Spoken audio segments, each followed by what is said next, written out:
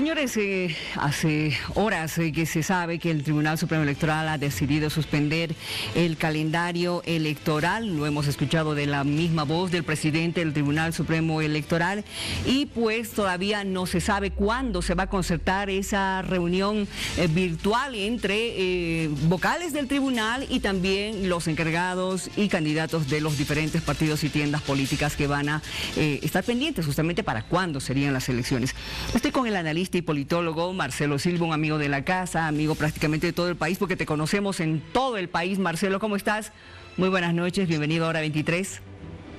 Qué gusto, Miriam, para mí un privilegio realmente estar contigo en estos tiempos especiales. Además, por supuesto, recomendando a toda la gente que pueda seguir estrictamente los lineamientos de una cuarentena, sin duda alguna, bastante, pero bastante importante, tratando de evitar, por supuesto, que se vengan efectos y secuelas mayores, no solamente en el ámbito médico, sino en el ámbito político, social, económico, que sin duda alguna tratamos de evitar todos. Bueno, lo económico es inevitable, no solamente para nosotros, sino prácticamente para todos los países que habitamos en este planeta, ¿no es cierto? Pero lo político, digamos, a ver, ¿cómo lo ves en este panorama, la política en los tiempos del coronavirus en Bolivia? Sin respuestas, con todas las incertidumbres del mundo, sin ningún tipo de certidumbre. A ver, ayer la reunión del Tribunal Supremo Electoral con representantes de partidos políticos, a mi criterio, era simplemente ratificar lo obvio. Y lo obvio es de que las elecciones no pueden ir el 3 de mayo y, por lo tanto, ni siquiera pueden tener una fecha precisa. Sería inútil que en estos días, por ejemplo, los miembros del Tribunal Supremo Electoral y los partidos políticos se reúnan, vean como vean, quieran reunirse, Skype, teleconferencia, WhatsApp, etcétera. Es inútil hacerlo porque en este momento el país tiene una prioridad y esa prioridad son la aplicación de políticas públicas que van a tratar de frenar la expansión de esta pandemia a nivel mundial. Por lo tanto, yo creo que es aventurado, es fofo, es sin sentido decir que se puede poner otra fecha a las elecciones. En este momento no se sabe nada. Probablemente tengamos un pequeño punto de inflexión y ese punto de inflexión sea entre el 4 y el 7 de abril, cuando los planos, por lo menos formales, esta cuarentena radical que ha tomado como determinación el gobierno nacional concluya, pero todo tiende y es ineludible a que esta cuarentena se alargue. Con ello se estropearía no solamente el calendario electoral, sino la posibilidad de hacer elecciones siquiera dentro de los próximos 3 o 4 meses. Todo depende, por supuesto, de cómo vayamos a afrontar la solución. Yo no diría solución, pero atenuar los efectos que tiene el coronavirus en el país. Exactamente, porque a ver, mira, a una China preparada que desde el momento en el que supo que se trataba de este virus ha tomado todos los recaudos, cuarentenas, le ha tomado 2 meses salir de esto. A la China, Corea del Sur un poco menos, porque ha sido mucho más radical, digamos, desde un principio con controles exhaustivos. Nosotros tenemos en este momento un número bajo todavía de contagiados, llevamos prácticamente 2 semanas. Necesito, desde que ha comenzado el primer caso en nuestro país, nos tomaría ¿cuánto? A ver, 1 mes, 2 meses, digamos, como tú mismo lo estás mostrando, difícil que podamos llegar a calcular incluso para junio. ¿Por qué? Porque no habría tiempo para que los candidatos puedan hacer sus respectivas campañas, ¿no es cierto? Es muy difícil aventurarse. Mira, Miriam, siendo muy claros,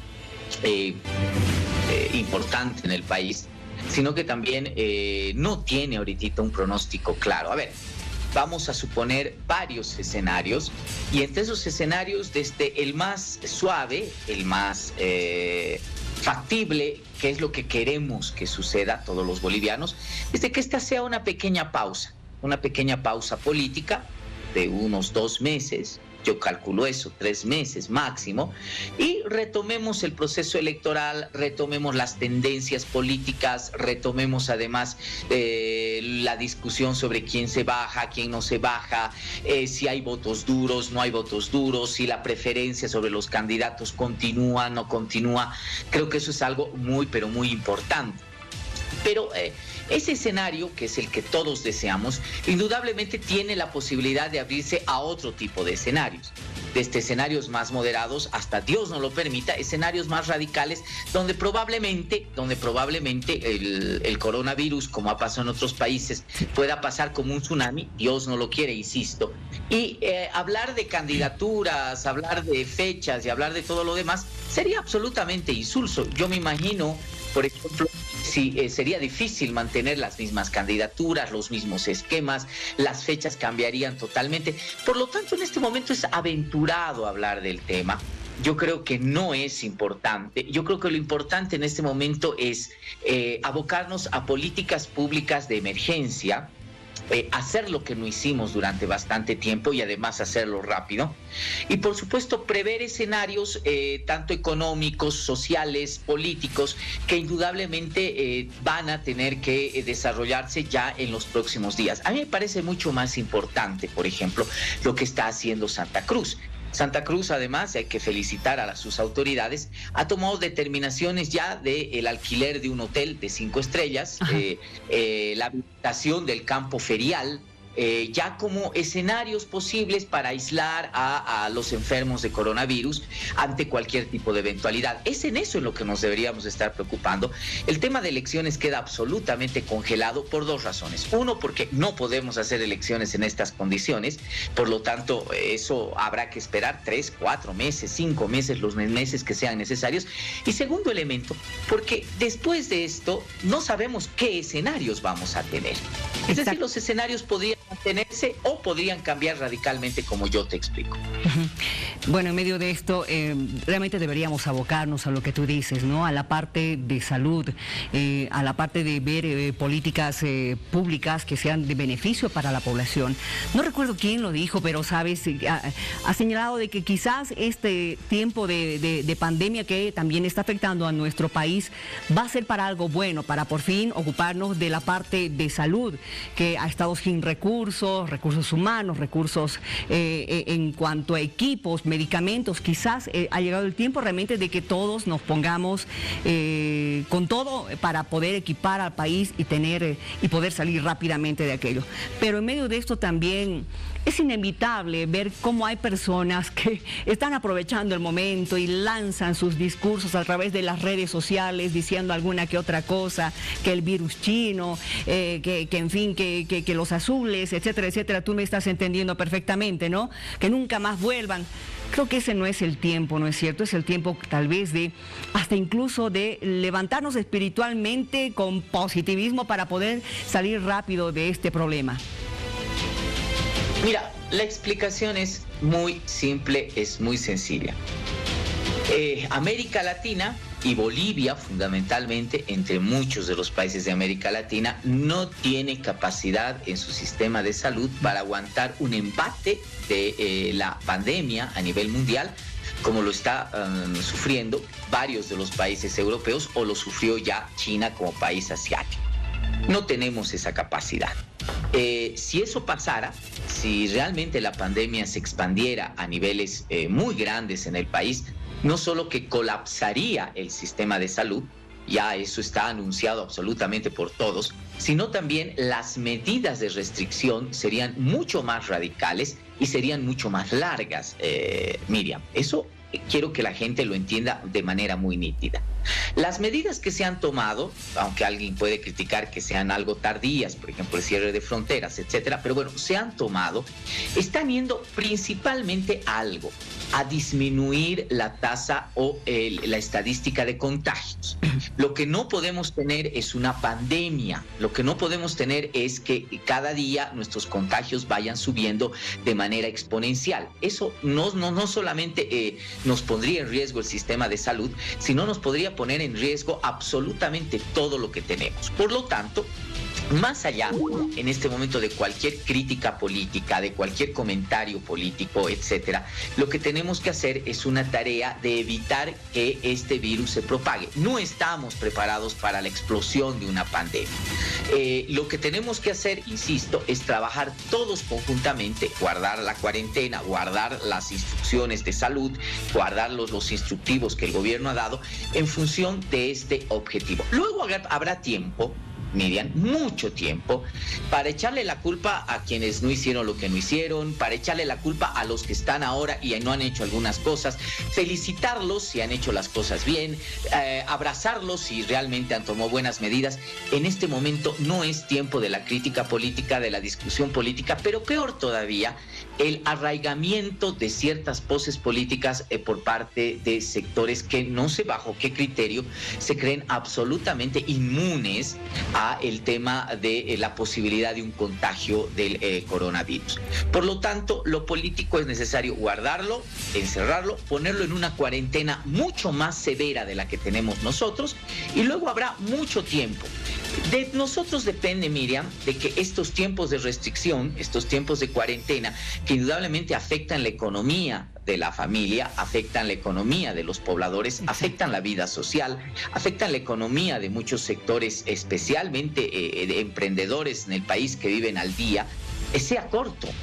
Porque si desencadenamos la pandemia, como te digo, y esto es la experiencia que nos dan otros países, las cuarentenas pueden ser largas. Solo te voy a poner un ejemplo. Italia ya está en un mes de cuarentena, y las perspectivas de esta cuarentena apuntan por lo menos a 4 a 5 meses. Es solamente para la gente, para distender un poco el tema. Muchos se preocupaban del fútbol. Hoy la Federación Italiana de Fútbol junto con la FIFA dicen que lo mejor es de que el fútbol vuelva el próximo año. Ya este año olvidémonos de fútbol, por ejemplo. Solamente para darte este ejemplo, para que veas la magnitud de los tiempos que se pueden tener de gravedad, de cuarentena, de asumir medidas, si es que uno no toma estas medidas tempranas, que yo creo que son las más importantes. Y en este momento lo político es lo que menos debemos comentar y hablar. Sin embargo, todavía hay sectores dentro de la población boliviana y en diferentes lugares que no quieren obedecer a esta restricción, porque no estamos hablando de una cuarentena total, porque todavía están ingresando bolivianos por nuestras fronteras, y aquello realmente hace temer también que pueda aumentar el contagio, ¿no es cierto? Dios no lo permita, como tú mismo lo estás señalando. De todas formas, ¿qué pasaría en el caso de que el gobierno decida declarar un estado de sitio, por ejemplo? Mira, es que hay dos modelos que están en este momento absolutamente contrastados en el mundo. Para hablar un poquitito más tensamente, Miriam. Sí.